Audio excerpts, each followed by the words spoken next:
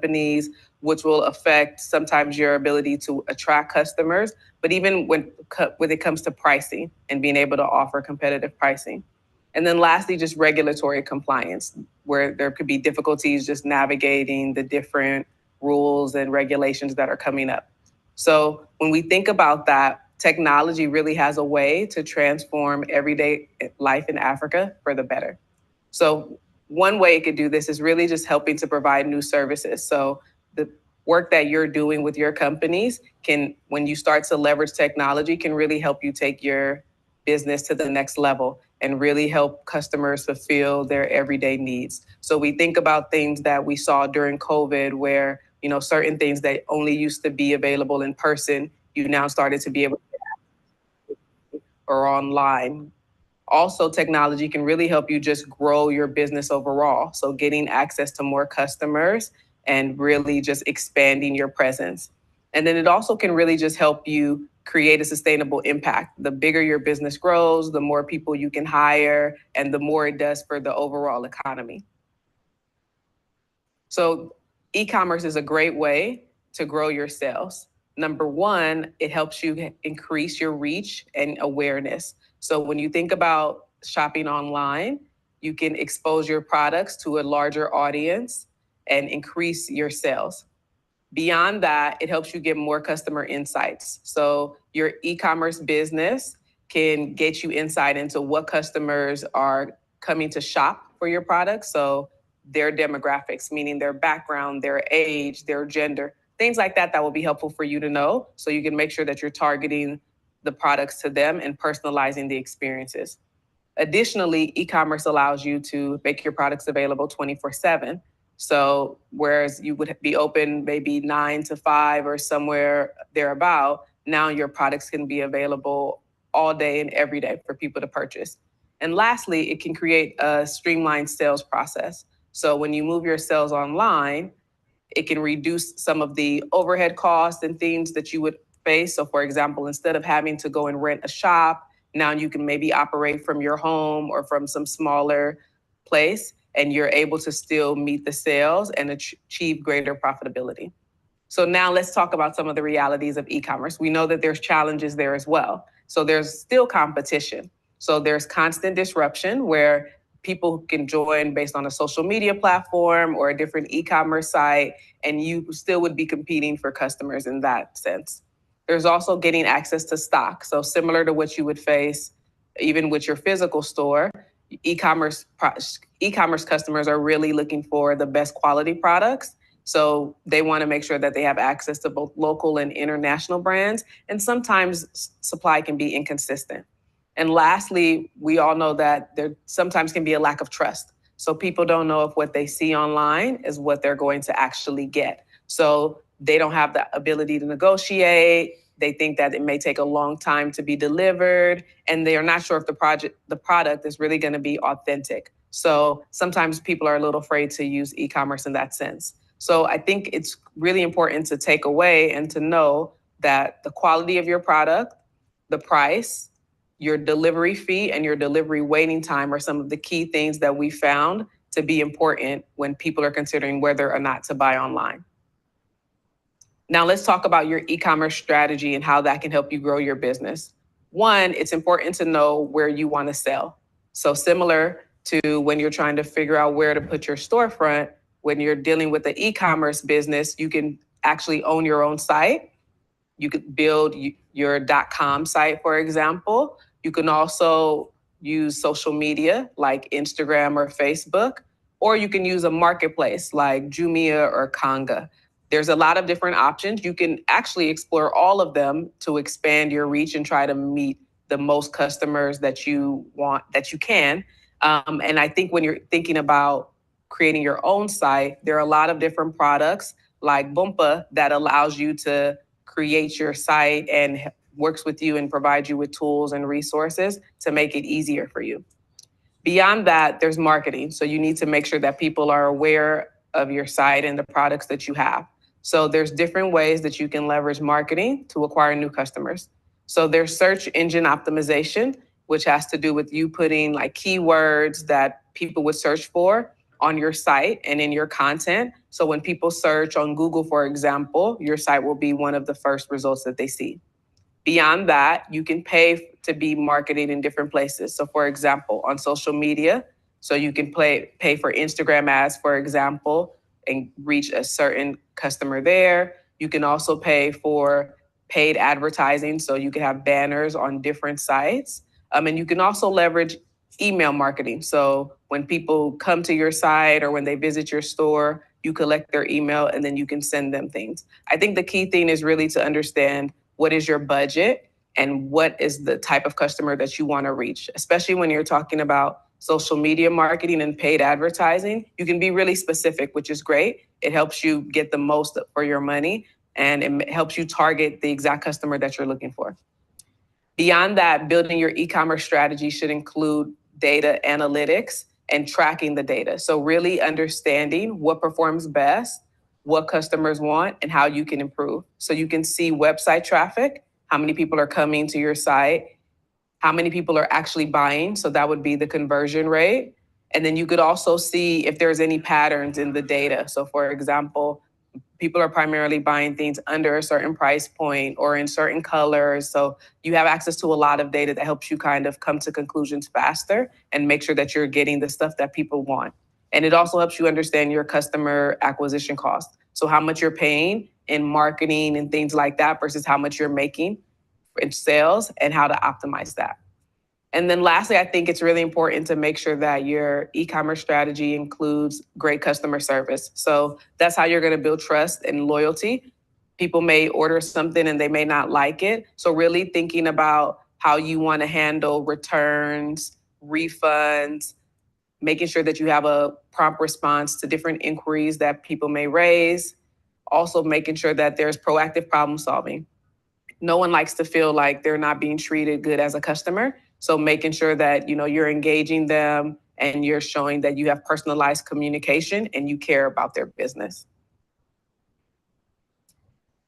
Beyond that, once you figure out how you want to sell your products, then you need to figure out how to accept the payments. So there are a number of different payment options that you can leverage using something called payment gateways. So those essentially will allow you to accept payment methods across the board. So it could be Visa or MasterCards. It could also be transfers. So for example, if you want to accept cash on delivery, instead of having to give them actual cash or give the delivery person cash, they can do transfers and also USSD. Now, there's different solutions that you can leverage in order to facilitate those payments. So there's something called payment processors, and those people help process the online payments and make sure that you as merchants can accept payments from customers. So some major payment processors include InterSwitch, Paystack, Flutterwave, and JumiaPay. And now you have to think about how to choose which payment processor and which payment solution is best for you and your business. Some things to consider when you're choosing it is the cost. So different payment processors are going to have different costs. What is within your budget? Beyond that, the transaction success rate. So we've all been in the store where you're trying to use your POS and you're getting an error message or it's declined and you have the money in the account. So there's a such thing as a transaction success rate where you can look into that for the different payment processors and try to find the ones who have the highest success rate. Beyond that is something called settlement time. So settlement time is how long it takes for you to actually receive the money. Again, we've seen sometimes when you make a transfer in a store and they make you wait until the money gets to their account. So you want to make sure that you find the payment processors that have the shortest settlement time. And another way when you're trying to figure it out and maybe you're not as familiar, you can always look at reviews. So looking at some of what other customers had to say, feedback that they've had, and that can help you as long as just understanding like the security measures that they have in place to make sure that your data and your customer data is safe. Beyond that, once you've actually accepted the payment, now how do you manage the delivery? So it's important to pick the perfect delivery company because this can make all the difference when you're trying to get your goods into the hands of customers. We all know some of the challenges we face in Nigeria, where there are poor roads, lack of physical addresses, and sometimes just unreliable delivery partners that can make the delivery experience less than ideal for customers. So some things to consider are what kind of products you're selling. Are they things that need to get there immediately? Or are there things that, they're perishable? Or are there things that can last longer? The packaging is sufficient. It can go long distances. Also, what is the required delivery speed? So customers sometimes may be able to indicate, I'll pay more so I can have it faster, or they want to pay less because there's no rush. So what's the delivery speed required, and what can the different delivery providers do? Beyond that is the geographic coverage. So what area do they serve, and will they be able to reach your customers wherever they are? There's also costs. So looking at the cost comparison and figuring out what's best for you and your customer. And then again, looking at reviews and making sure that what other customers say and some things that they've learned help you guide you in your decisions. Okay, so just to give you a bit of information about some of the different delivery providers and what they offer, Quick Delivery provides delivery services in Lagos, Abuja, and Ibadan with a promised delivery time of within 2 hours. They have bikes, vans, and trucks, and they also have an app that you can use to request for pickups and riders, making it really easy for you to just call them whenever you may need them, or connect with them, I should say, whenever you need them.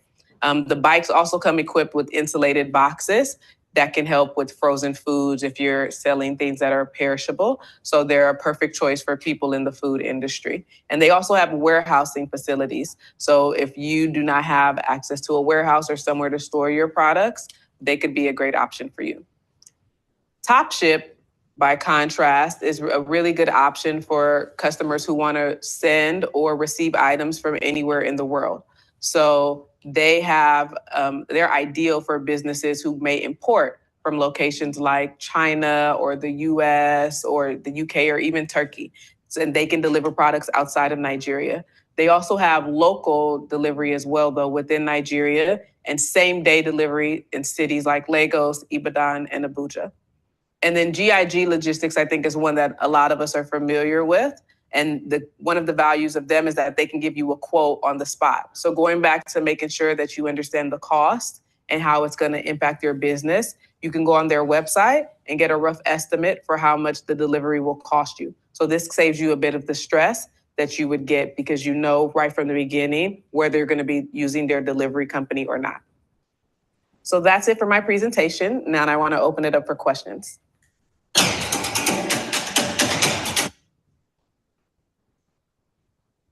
Thank you very much.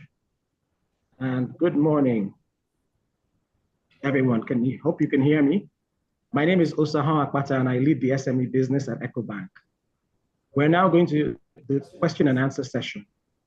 Now, we received some questions in advance, and Ijoma will answer those first. Please send in any other questions you have via the chat, and if there's enough time, we will cover those as well. So thank you. And we'll now go to the first question.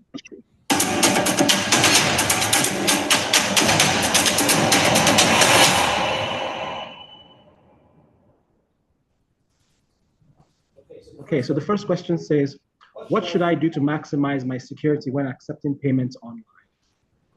So this is about security. So when it comes to security for payment processors, I think it's really important to, one, work with some of the bigger, more established players. Sometimes it may seem appealing to work with someone that's a little smaller, they may be a bit cheaper, and nothing against that. But when you're trying to make sure that you're maximizing the security, it's probably best to work with people who are more established and have a reputation that where they can protect the customer data. Again, this is also where reviews are going to be very helpful for you because you can see what other customers have said in terms of how security breaches may have been treated, if they've happened at all, and really make the best decision for you. Okay. So the next question says, I'm trying to decide where to focus on selling my products online. Whether it's a storefront, a marketplace, or just selling it on Instagram and Facebook. What advice do you have for me? Different options to sell your products and where to put the products. There is leveraging something like Bumpa or Shopify, where you can build a site. So it literally would be your own site where you will control how it looks, what's listed, and all the products, and you can really personalize it to your business. This would be a little bit more work, but this is why those companies that I mentioned before are helpful. WooCommerce is also another one because they can really help personalize it and make it easier for you. Beyond that, there's things like marketplaces like Jumia or Konga, right? And you may say, well, it's a marketplace. My product is going to be lost amongst all of the other products that are similar, and it's going to be hard for people to find me. And to an extent, that is true. But they also have shop and shops. So whatever your store name is, if someone is familiar with your store, then they can go onto the site and they can type in your store name, and then they will come to a page that has all of your products listed there. So that is another way where people can kind of engage and learn and go to specifically to your business and support you. And then when you think about like Instagram or Facebook sales, it's a little bit less structured in terms of owning the experience. You're probably putting posts of products that you sell, but you can make them where they have links where people can buy in app. So that's been a feature that's kind of been evolving. There at one point it used to navigate the customer to an external site, but how it is now is you should be able to, if you have all of the components, a shopping cart, you can accept payments, then the customer would be able to buy it in the app itself. The next question says, what products or services would you say work best for selling online?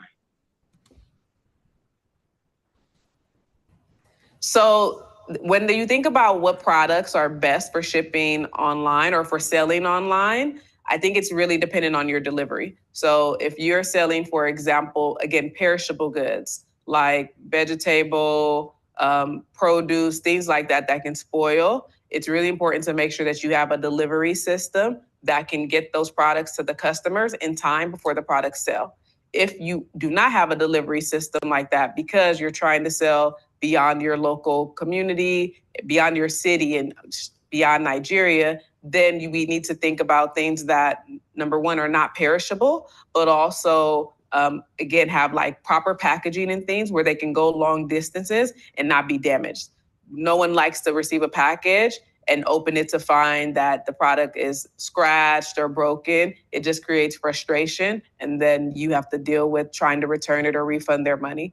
Beyond that, when you think about services, it's also possible to sell services online. So, for example, if you have a business that offers massages or things like that, where it's not actually like a physical product, but a service that you're providing to the customer, you can do it online. But you also have to make sure that it's very clear how the person will access the service, where you're available. So, for example, hey, if I'm going to buy this, let's say as a gift for my sister, I want her to get a massage for her birthday, then it needs to be very clear where your services are available. So I don't think that, someone in Nugu can access something that's only available in Lagos and vice versa. Okay, so this next question says, what are the hotspots for e-commerce sales in Nigeria? Are there cities where such customers are concentrated? So I think that there are certain things that you can look for to find that customer who is open to e-commerce, right? So where there's education, where people are a little bit more modern, where there's like a big commerce center where people would really be open to buying things online, and people who are looking for convenience. So when you think about like cities that have like a larger population of professionals, they don't necessarily have time to go to the market, that's where e-commerce would be a great opportunity.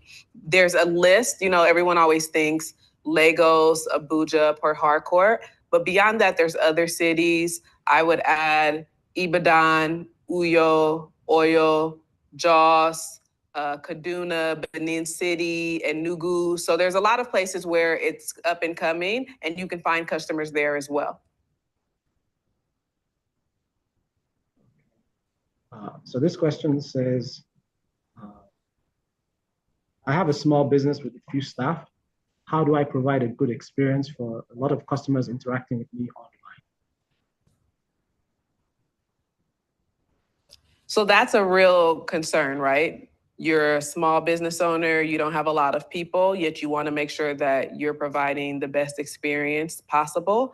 There are different companies that are known as like CRM companies, right? They help with customer relationship management and customer engagement. So helping you to send follow-up emails, to get data, to do things like, for example, if you want to have like a game or something just to really keep your customers engaged and coming to your site. So one of them that comes to mind is NetCore Cloud, but there are others that you can think of as, or you can look up rather as well, that can help provide the same type of service. And like I said previously, look at reviews, look at the cost, and then figure out what's best for you and your needs. Okay. So thank you very much. We have come to the end of this Q&A session. There is one question from Shola about selling books online. And yes, online is very good for selling books. That's how Amazon got started. So it's an interesting question you should ask. So this is the end of the episode for MySME Growth Series, episode 1, which is growing your business online. We hope you enjoyed the session and that you learned something useful for your business. As mentioned at the beginning, at EcoBank, we aim to train 1 million SMEs to empower them with skills for growth through knowledge sharing sessions, skill development, access to new markets, and networking opportunities. My SME Growth Series will run every other Thursday, and we hope you will join us on the 22nd of February for the next episode. We will send out the recording for this session and the presentation as well to all the registered attendees via email later today. If you have any questions, inquiries, or feedback, please send an email to assist@ecobank.com. So thank you very much for joining, and see you again sometime soon. Bye for now. Bye for now. Across Africa, a new era has begun, shifting our focus to a new horizon, connecting us with one purpose: to create and share opportunities to grow.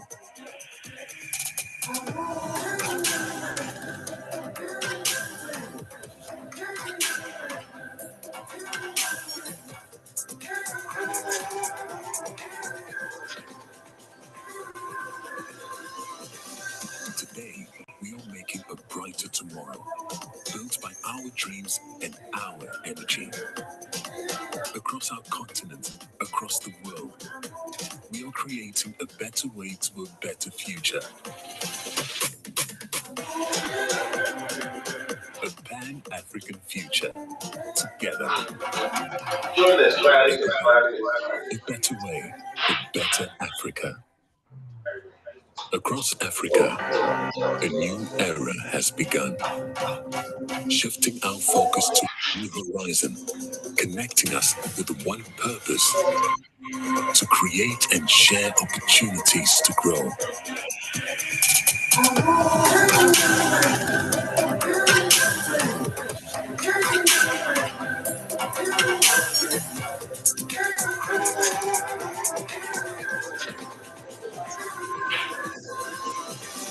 Today, we are making a brighter tomorrow.